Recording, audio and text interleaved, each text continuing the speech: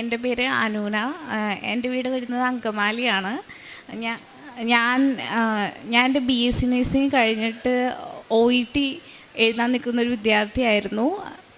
ഞാനിവിടെ ഉടമ്പടി എടുക്കുന്നത് ആഗസ്റ്റ് മാസമാണ്. ആഗസ്റ്റ് 22-ാം തീയതിയാണ്. ഞാൻ OET അതിനു മുമ്പ് 2 തവണ അറ്റൻഡ് ചെയ്തിരുന്നു. പക്ഷേ എനിക്ക് എപ്പോഴും റീഡിങ്ങിൽ എനിക്ക് സ്കോർ എപ്പോഴും പോയിക്കൊണ്ടിരുന്നു. അപ്പോൾ റീഡിങ്ങിൽ പോകുന്നത് 1-2 മാർക്കിലായിരുന്നു. അപ്പോൾ എനിക്കത് ഭയങ്കര വിഷമം ഉണ്ടാക്കുന്ന ഒരു അവസ്ഥയായിരുന്നു. അതിൽ ഞാൻ ഭയങ്കര സങ്കടപ്പെട്ട് എപ്പോഴും മാതാവിൻ്റെ അടുത്ത് പ്രാർത്ഥിക്കുന്നതിനോ. അതിനു മുമ്പ് എനിക്ക് ഉടമ്പടി എടുക്കാനൊരു കോൺഫിഡൻസ് ഉണ്ടായിരുന്നില്ല. അപ്പം ഞാൻ അതിനുശേഷം ആ 2ാമത്തെ തവണ എൻ്റെ റിസൾട്ട് വന്നതിന് ശേഷം ഞാൻ ഉടമ്പടി എടുക്കാൻ തീരുമാനിച്ചു. ഞാൻ പ്രാർത്ഥിച്ച് കുമ്പസാരിച്ച് ഇവിടെ വന്ന് ഉടമ്പടി എടുത്തു. ഉടമ്പടി എടുത്ത് ആ 3ാമത്തെ അറ്റംപ്റ്റിൽ എനിക്ക് ദൈവമാതാവിൻ്റെ അനുഗ്രഹം മൂലം എനിക്ക് ഫുൾ B സ്കോർ എന്ന് അമ്മ അനുഗ്രഹിച്ചു.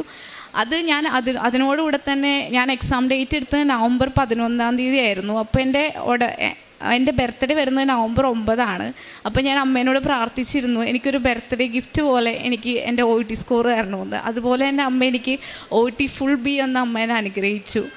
അതിനുശേഷം എനിക്ക് അടുത്തതായിട്ട് പറയാനുള്ളത് സാക്ഷ്യം എന്ന് പറയുന്നത് എൻ്റെ CBT എക്സാം ആയിരുന്നു.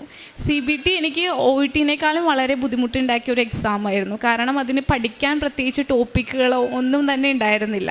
അതിലും ഞാൻ പ്രാർത്ഥനയിൽ ഉറച്ചു വിശ്വസിച്ച് ഞാൻ എൻ്റെ CBT എക്സാം അറ്റൻഡ് ചെയ്തു.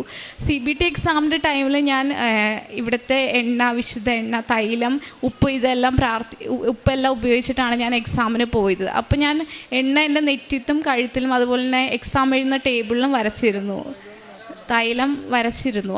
അപ്പോൾ ഈ തൈലം വരയ്ക്കുന്ന സമയത്ത് എനിക്ക് CBT ക്വസ്റ്റ്യൻ പേപ്പർ അതിൽ 100 ക്വസ്റ്റ്യൻസാണ് ഉള്ളത്. 100 ക്വസ്റ്റ്യൻസ് നോക്കിയാൽ അതിൽ എനിക്ക് 80 ക്വസ്റ്റ്യൻസ് ക്ലിയർ ആയി മാത്രമേ CBT എക്സാം പാസ്സാവുള്ളൂ. ഒരു 35 ക്വസ്റ്റ്യൻ ആയപ്പോൾ തന്നെ എനിക്ക് മനസ്സിലായി ഈ ക്വസ്റ്റ്യൻസ് ഒന്നും ഞാൻ കണ്ടിട്ടില്ല. കാരണം ഒന്നിൻ്റെ ഉത്തരം എനിക്കറിയത്തില്ല. നമുക്ക് ഓപ്ഷൻസാണ് ചൂസ് ചെയ്യാനുള്ളത്. അപ്പം ഞാൻ എന്താ ചെയ്യേണ്ടതെന്ന് എനിക്കറിയില്ല. കാരണം CBT എക്സാം ഫെയിലായി 2ാമത് പിന്നെ എഴുതണം.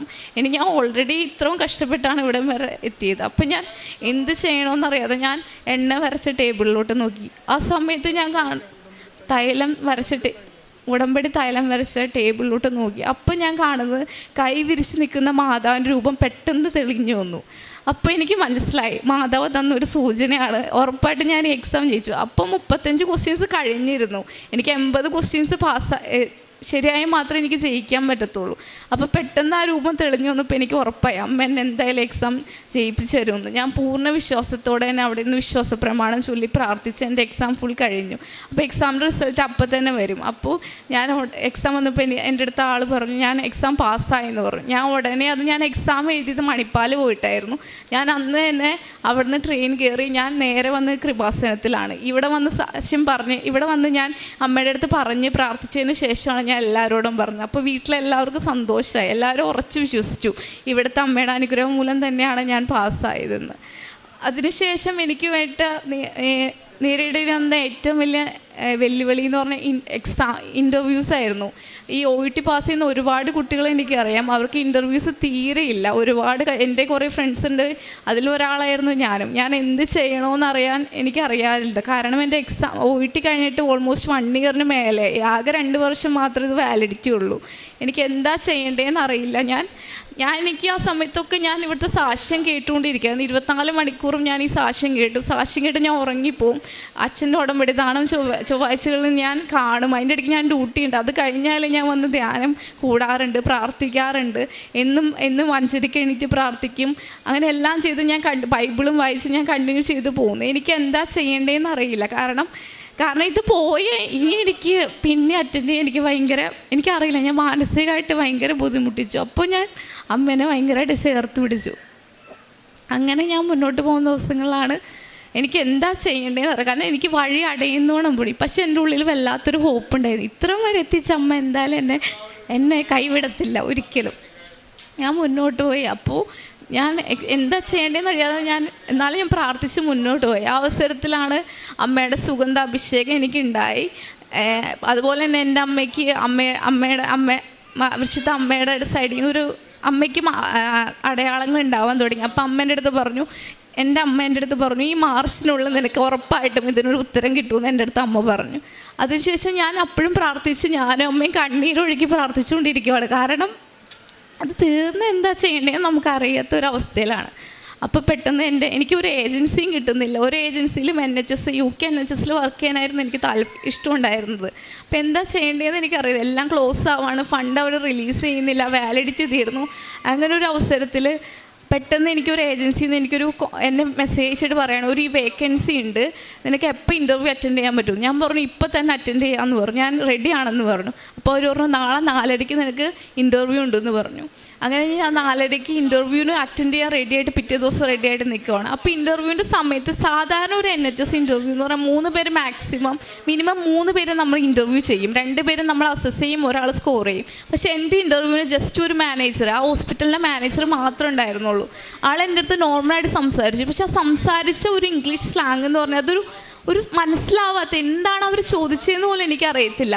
എൻ്റെ കോൺഫിഡൻസ് വളരെയധികം ലോ ആയിപ്പോയി. കാരണം എനിക്ക് സംസാരിക്കാൻ പറ്റുന്നു, എനിക്ക് മനസ്സിലാവുന്നില്ല അവരെന്താണ് എൻ്റെ അടുത്ത് ചോദിക്കുന്നത്. ഞാൻ എന്നാലും വിശുദ്ധ തൈലം ഉപ്പ് ഉപയോഗിച്ച് എൻ്റെ ഇൻ്റർവ്യൂ അറ്റൻഡ് ചെയ്തു. അതിനുശേഷം എൻ്റെ ഏജൻസിയിലെ ആൾ വിളിച്ചു, എങ്ങനെയുണ്ടായിരുന്നു എൻ്റെ ഇൻ്റർവ്യൂ? ഞാൻ പറഞ്ഞു എനിക്ക് വളരെ ബുദ്ധിമുട്ടായിരുന്നു, എന്താണ് അവർ ചോദിച്ചതെന്ന് അറിയത്തില്ല. അപ്പോൾ അവർ എൻ്റെ അടുത്ത് പറഞ്ഞു എന്താണ് നിനക്ക് തോന്നുന്നത്? അപ്പോൾ ഞാൻ പറഞ്ഞു ദൈവം മാത്രമേ എന്നെ സഹായിക്കാൻ പറ്റത്തുള്ളൂ, കാരണം ദൈവത്തിനെ ഇത് പറ്റുള്ളൂ, കാരണം ഇത് എൻ്റെ കഴിവല്ല, ദൈവത്തിന് മാത്രമേ എന്നെ സഹായിക്കാൻ പറ്റത്തുള്ളൂ. കാരണം അത്രയ്ക്കും ഞാൻ ഒന്നും പറയാത്തൊരു ഇൻ്റർവ്യൂ, അവർ ചോദിക്കുന്നത് പോലും എനിക്ക് മനസ്സിലാവാത്തൊരു ഇൻ്റർവ്യൂ. അപ്പോൾ അതും NHSൽ ഇത്രയും വേക്കൻസീസ് കുറവായിട്ടിരിക്കുക. അപ്പം ഞാൻ എന്താ ചെയ്യേണ്ടതെന്ന് അറിയില്ല. അതിനുശേഷം ഒരു 2-3 മണിക്കൂർ കഴിഞ്ഞപ്പോൾ എന്നെ ഏജൻസിയിൽ നിന്ന് വിളിച്ചിട്ട് പറഞ്ഞു, എന്താണോ നീ വിചാരിച്ചത് അത് തന്നെ നടന്നു പറഞ്ഞു. അപ്പം ഞാൻ ഉറപ്പിച്ചു, ഈശ്വര പോയി, എൻ്റെ മാതാവേ പോയി. അപ്പോൾ അവർ പറഞ്ഞു നിനക്ക് ദൈവമായിട്ട് തന്നു, ഇത് ദൈവത്തിൻ്റെ ബ്ലെസ്സിങ് ആണ്, അല്ലാതെ നിനക്കിത് ഒരിക്കലും കിട്ടത്തില്ല, അവർ നിനക്ക് ഓഫർ ലെറ്റർ അയച്ചു തന്നിട്ടുണ്ട്, വേഗം സൈൻ ഇട്ട് തരാൻ പറഞ്ഞു. അതിനുശേഷം എന്ന് പറഞ്ഞൊരു സ്പീഡപ്പായിരുന്നു. എനിക്ക് COS വരുന്നു, വിസയ്ക്ക് വെക്കാനുള്ള ആപ്ലിക്കേഷൻ വരുന്നു. അതിനുശേഷം അങ്ങനെ പെട്ടെന്ന് എല്ലാം ശരിയായി. ഞാൻ മാർച്ച് 19, അതായത് ഈ വരുന്ന ബുധനാഴ്ച 8:10 എയറിൻ്റെ ഫ്ലൈറ്റിന് ഞാൻ UK പോവാണ്. ഇത്രയും ചെയ്ത അമ്മയ്ക്കും മാതാവിനും ഒത്തിരി നന്ദി. കാരണം എൻ്റെ കുറേ കൂട്ടുകാരുണ്ട്, അവർ ഒരുപാട് കഷ്ടപ്പെടുന്നുണ്ട്. കാരണം ഇത്രയും OET എക്സാം എന്ന് പറഞ്ഞാൽ അത്രയ്ക്കും പൈസ ഉള്ളൊരു എക്സാമാണ്. ഒരുപാട് കഷ്ടപ്പെടുന്ന കൂട്ടുകാരുണ്ട്, അവർക്കൊക്കെ വേണ്ടി ഞാൻ പ്രാർത്ഥിക്കുകയാണ്. അവിടെ പോയിട്ടും എക്സാംസ് ഉണ്ട്, പക്ഷെ അതിനൊക്കെ ഇത്രയും സഹായിച്ച അമ്മേനെ ഒരിക്കലും കൈവിടില്ല എന്ന് എനിക്ക് ഉറപ്പായ വിശ്വാസമുണ്ട്. അപ്പോൾ ഞാൻ ഈ മാർച്ച് 19 പോവാണ്. അതുമാത്രമല്ല ഞാൻ ഒരുപാട് ബൈബിൾ വായിക്കും. ഞാൻ 3 തവണ ബൈബിൾ വായിച്ച് തീർത്തു. എൻ്റെ 4ാമത്തെ തവണ ഞാൻ പഴയ നിയമത്തിലാണിപ്പോൾ വായിച്ചുകൊണ്ടിരിക്കുകയാണ്. പിന്നെ ഞാൻ കാരുണ്യ പ്രവൃത്തിയായിട്ട് ഞാൻ പത്രം പള്ളികളിൽ മാത്രമല്ല ബസ് സ്റ്റാൻഡുകളിലൊക്കെ ആയിട്ട് പത്രം കൊടുക്കുമായിരുന്നു. പിന്നെ ഞാൻ ചെയ്തിരുന്ന പ്രവൃത്തി എന്ന് പറഞ്ഞാൽ അനാഥ മന്ദിരങ്ങൾ ഞാൻ സന്ദർശിക്കുമായിരുന്നു. അവിടുത്തെ കുട്ടികൾക്ക് എന്നാലാവുന്ന സാധനങ്ങൾ, സ്നാക്സ് എന്തെങ്കിലും വാങ്ങി അവരുടെ അടുത്ത് ടൈം സ്പെൻഡ് ചെയ്യുമായിരുന്നു. പിന്നെ വഴിയിലിരിക്കുന്ന ആൾക്കാർക്ക് ഞാൻ പൊതിച്ചോറ് കെട്ടി കൊടുക്കുമായിരുന്നു. പിന്നെ ഞാൻ എൻ്റെ ജോലി എന്ന് പറഞ്ഞാൽ ഞാൻ ഫ്രീ സർവീസായിരുന്നു 6 മാസത്തോളം ചെയ്തുകൊണ്ടിരുന്നത്. അപ്പം ഞാൻ ഞാൻ വർക്ക് ചെയ്യുന്ന ഹോസ്പിറ്റലിൽ രോഗികൾക്ക് അവർക്ക് ഞാൻ കെയർ കൊടുക്കുമായിരുന്നു. ഞാൻ ഓരോ രോഗികളെയും അതുപോലെ അവരോട് സ്നേഹത്തോടെ സംസാരിച്ചാണ് ഞാൻ അവരുടെ അടുത്ത് ജോലി ചെയ്തുകൊണ്ടിരുന്നത്. ഞാൻ എല്ലാത്തിലും ഞാനത് എൻ്റെ ഒരു കാരുണ്യ പ്രവൃത്തി പോലെ ഞാൻ വിചാരിച്ച് ചെയ്തുകൊണ്ടിരുന്നു.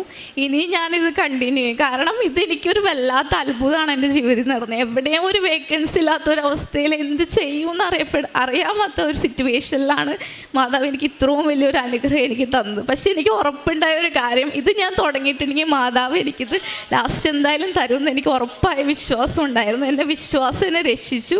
എനിക്കിപ്പോഴും പറയാനുള്ളത് മനുഷ്യന് അസാധ്യമായ ദൈവത്തിന് സാധ്യമാണ്. അപ്പോൾ മാതാവിന് ഈശോയ്ക്ക് ഒത്തിരി നന്ദി പറഞ്ഞു ഞാൻ സാക്ഷി അവസാനിപ്പിക്കുകയാണ്. വിലാപങ്ങൾ 3-ാം അധ്യായം 22-23 തിരുവചനങ്ങൾ. കർത്താവിൻ്റെ സ്നേഹം ഒരിക്കലും അസ്തമിക്കുന്നില്ല, അവിടുത്തെ കാരുണ്യം അവസാനിക്കുന്നില്ല, ഓരോ പ്രഭാതത്തിലും അത് പുതിയതാണ്, അവിടുത്തെ വിശ്വസ്തത ഉന്നതമാണ്.